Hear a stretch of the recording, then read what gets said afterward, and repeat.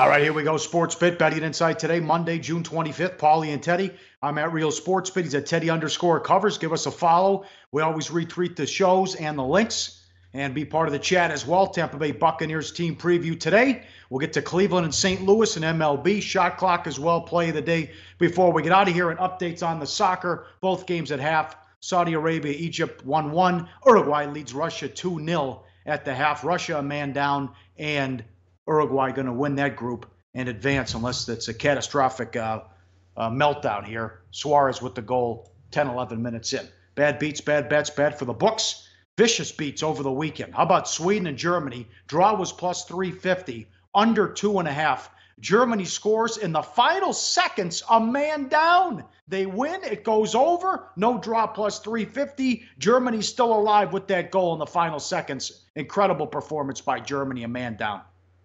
Yeah, I mean, you want to talk about draw bettors. I mean, draw bettors are a particular type to begin with. But when you're taking a beat like that, that's absolutely brutal. From a total standpoint, however, this is what we've been talking about. We're going to talk about it again in the next game with Mexico-Korea. Also, a game that went over in extra time at the end of the game. That's what we were talking about last week. We talked about the bias towards over. There were two things. There were the extra penalty kicks, and that was the more extra time. They're doing a better job at keeping the extra time at the end of games when teams are tired. We saw the 95th minute goal. Yeah, that's tough off a free kick for anyone that had Sweden, the draw, or the under.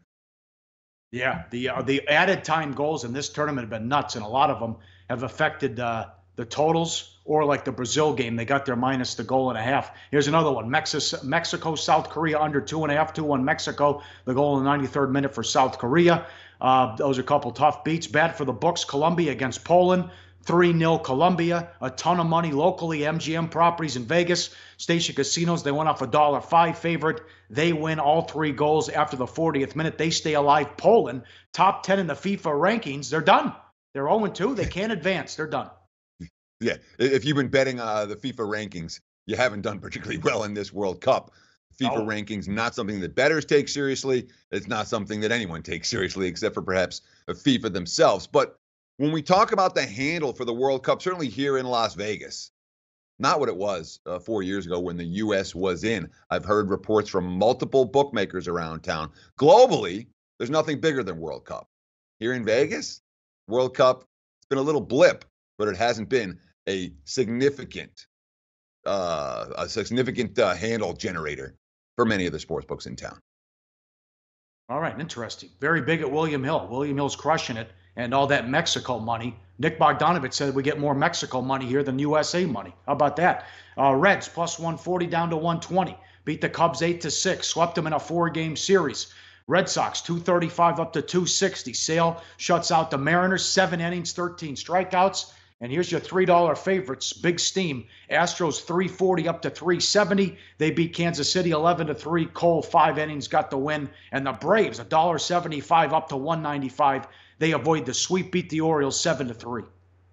Yeah, let's highlight Cincinnati for a minute, because certainly the Reds, A, took a bunch of money, slapped the books around yesterday. B, pounded Chicago over the weekend. That's the first 4-game sweep over the Cubs for Cincinnati since 1983. These are divisional rivals.